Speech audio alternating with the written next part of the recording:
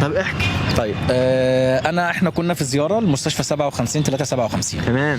بروح انا واصدقاء ليا بنوزع هدايا للاطفال ونجبر بخواطرهم وهكذا.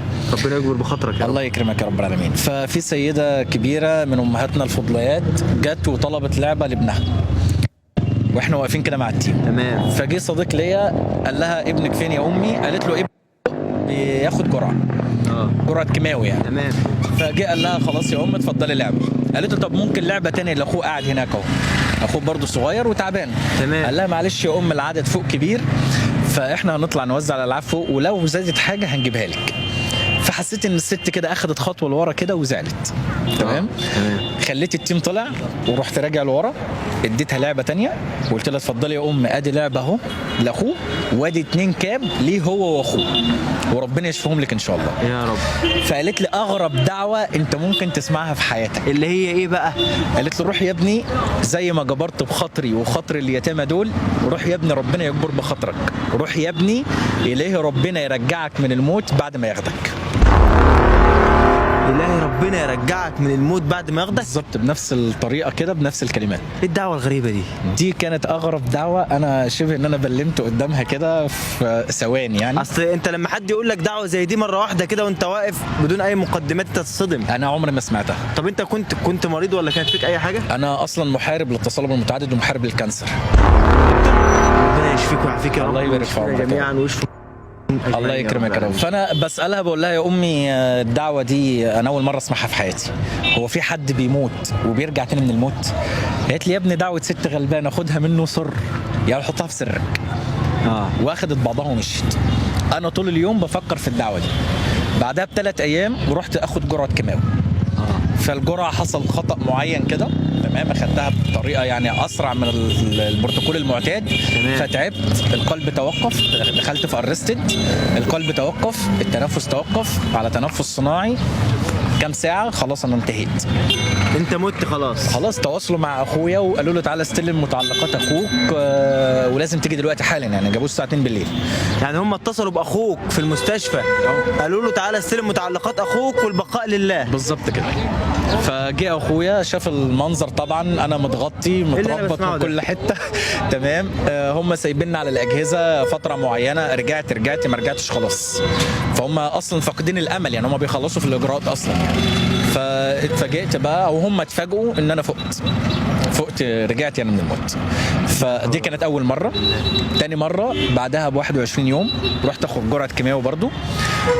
طبعا الام اس كان متعارض مع الكانسر، فكان بيحصل لي كده رياكشنات معينه كده بسبب الادويه، فكنت بتعب جدا يعني.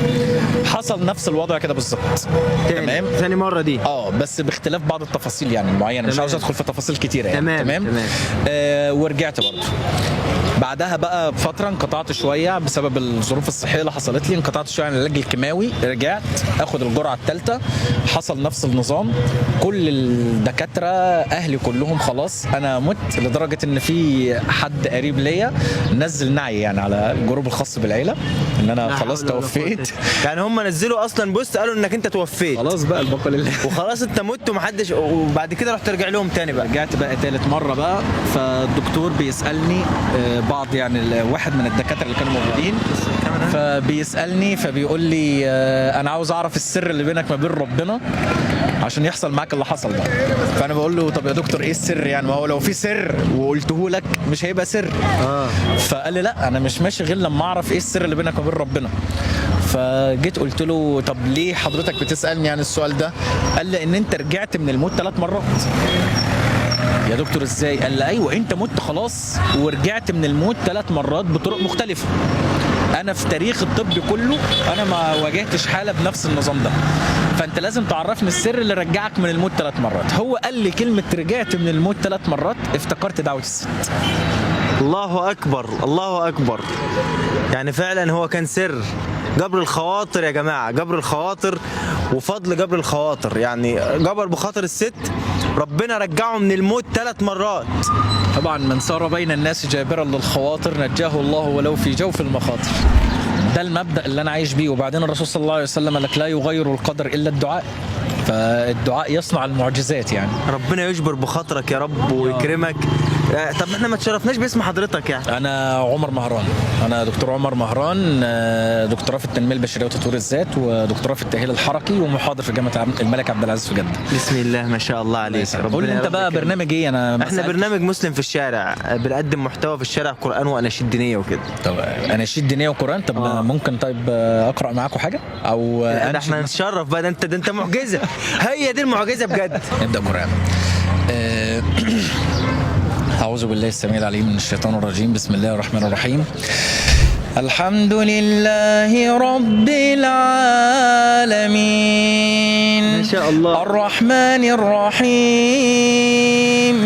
مالك يوم الدين، إياك نعبد وإياك نستعين، اهدنا الصراط المستقيم، صراط الذين أنعمت عليهم غير المغضوب عليهم ولا الضالين.